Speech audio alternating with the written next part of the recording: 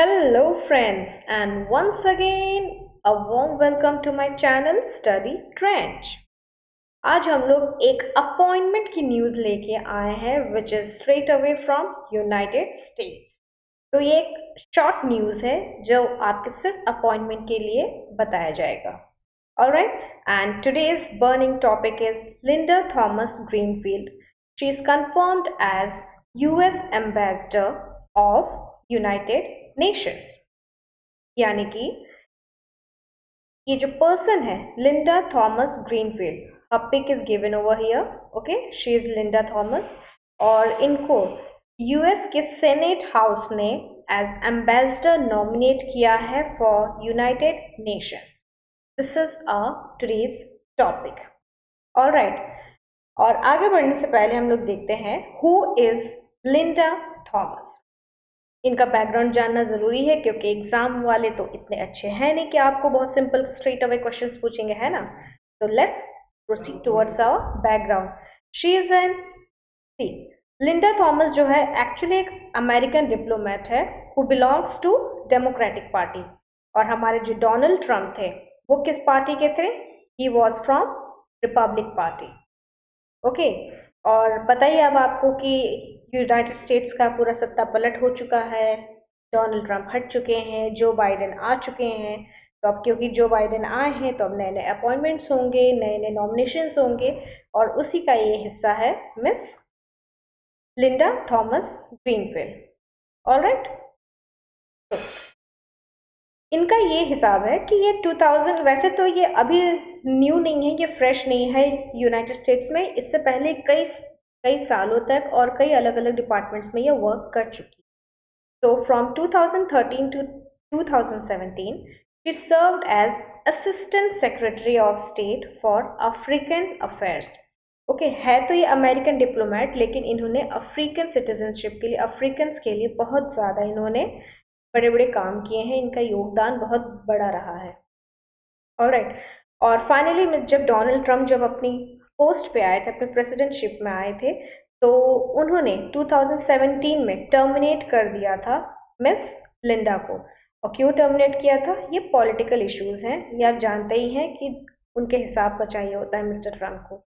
तो उन्होंने मिस लिंडा को टर्मिनेट कर दिया था, और अब जो बाइडेन के आने के बाद उनका वापस से अपॉइंटमेंट हो चुका है।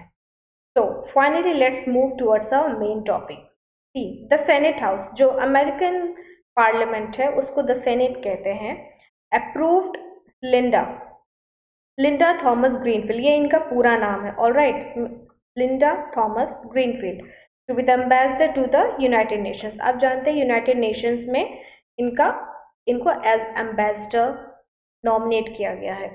और ये 35 इयर्स की वेटरन यानी कि ये एक इंग्लिश का टर्म है, वोकैबुलरी। वेटरन मीन्स जो बहुत ही एक्सपीरियंस्ड हो, काफ़ी एजेड हो, और जो एक्सपीरियंस्ड हो किसी फील्ड में, उनको वेटरन कहा जाता है। और इन्होंने एज सेड अर्लियर, इन्होंने ट्रम्प के एडमिनिस्ट्रेशन के टाइम पर रिज़ाइन कर दिया था। और अब जब ये बनी है हमारी new ambassador for United Nations, तो she is considered as the third African American to hold the job. वैसे तो ये अमेरिकन है, लेकिन इनकी जो ओरिजिन है वो अफ्रीकन है। That's why she is called as the African American citizen to hold this job. Alright, और क्या है इनमें कि मिस लिंडा थॉमस इस का जो कंफर्मेशन है बाइडेन के एडमिनिस्ट्रेशन में, ये एक तरह से हमें एक लाइट, एक इमेज, एक रिफ्लेक्शन दे रहा है to reengage United States with the world. आप जानते हैं डोनाल्ड ट्रंप के टाइम पे उन्होंने कई सारे बड़े बड़े ऑर्गेनाइजेशन से यूनाइटेड स्टेट्स को कट ऑफ कर दिया था, उनको पूरी तरह से आइसोलेट कर दिया था। बट अब बाइडेन के प्रेसिडेंटशिप जीतने के बाद बाइडेन क्या कोशिश कर रहे हैं कि वापस यूनाइटेड स्टेट्स को वर्ल्ड की डिफरेंट ऑर्गेनाइजेशन से कनेक्ट कर रहे हैं, ताकि एक ग्लोबल मार्केटिंग वापस से कंटिन्यू की जा सके। वो एक डोनाल्ड ट्रंप ने अपनी डिप्लोमेसी की वजह से, अपनी एडमिनिस्ट्रेशन की वजह से, अपने सेल्फलेस या सेल्फिश कुछ कह नहीं सकते, बट अपने पॉलिटिकल रीजंस की वजह से उन्होंने यूएस को पूरी तरह से कट ऑफ कर दिया था different big and world global organisations of the world. But Biden चाह रहे हैं कि वापस से उन ऑर्गेनाइजेशन के साथ यूनाइटेड स्टेट्स जुड़ जाए। और अगर आपके एग्जाम में पूछा जाए कि इनको कितने वोट्स मिले हैं, खैर ये तो पूछेगा नहीं, बट तब भी आपकी जानकारी के लिए बता दें कि मेजोरिटी के साथ जीती हैं, जिसमें 78 वोट्स मिले इनके फेवर में और 20 अगेंस्ट में मिला। और 20 जो अगेंस्ट में है वो आप समझ ही सकते हैं कि वो रिपब्लिकन्स होंगे who were belonging to mister Donald Trump. Okay, ये ट्रम्प के एडमिनिस्ट्रेशन के लोग थे जो इनके अगेंस्ट थे। और ये क्यों अपोज किए? क्योंकि इनका कहना था कि ये चाइना के साथ जो डील चल रहा है उनके साथ ये काफ़ी ज़्यादा सॉफ्ट कॉर्नर उन्होंने रखा है, और वो यूएस के प्रिंसिपल्स के साथ वो विथस्टैंड नहीं कर पाई, यूएस के प्रिंसिपल के साथ वो जस्टिफिकेशन नहीं कर पाई। इस वजह से ये जो 20 वोट्स है ये इनके अगेंस्ट के। अब खैर, अब कोई भी नॉमिनेशन हो या अपॉइंटमेंट हो, फेवर और अगेंस्ट तो होता ही होता है, तो हमें सिर्फ फोकस करना है मेजोरिटी पे। मेजोरिटी क्या है? That she finally won. Alright, और इनके जीतने के बाद हमारे कंट्री के लिए, या कह सकते हैं ग्लोबली, क्या सिग्निफिकेंस है, क्या इंपॉर्टेंस होगा, क्या प्लस पॉइंट होगा इनके नॉमिनेट होने के बाद?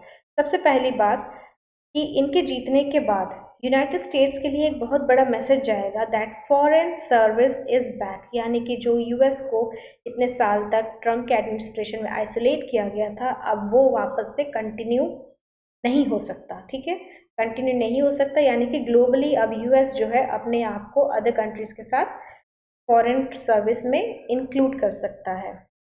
प्लस बाइडेन की जो एडमिनिस्ट्रेशन है उन्होंने कई सारे ऐसे नंबर ऑफ स्टेप्स लिए हैं जिससे कि वो रीजॉइन कर सके अदर ग्लोबल ऑर्गेनाइजेशन से, just like Paris climate accord. ये आपको पता है कि 2016 का ये पेरिस क्लाइमेट अकॉर्ड है, जिससे यूनाइटेड स्टेट्स को ट्रम्प ने वापस विड्रॉ कर लिया था। उसके अलावा ट्रम्प ने United Nations of human rights council के साथ भी वापस सेटबैक कर लिया था। और सबसे बड़ा जो सेटबैक था, वर्ल्ड हेल्थ ऑर्गेनाइजेशन से यूएस को खींच लिया था पीछे मिस्टर ट्रम्प ने। इन सभी बड़े ऑर्गेनाइजेशंस को कनेक्ट करने के लिए बाइडेन ने वापस से मिस लिंडा को अपॉइंट किया है। और अब देखते हैं इनके अपॉइंट होने के बाद यूएस का क्या सिनेरियो होता है, यूएस का ग्लोबल मार्केट में क्या सिनेरियो होता है। ऑल राइट, ये था हमारा पूरा चैनल, ये था हमारा पूरा न्यूज़, शॉर्ट न्यूज़ था। So just have a quick review. और अगर आपको मेरी इंफॉर्मेशन से, मेरी न्यूज़ से थोड़ी भी नॉलेज मिली हो, then guys please do like, share and subscribe my channel. तो मिलते हैं अगले न्यूज़ के साथ इसी चैनल पे। So till then stay tuned and stay healthy.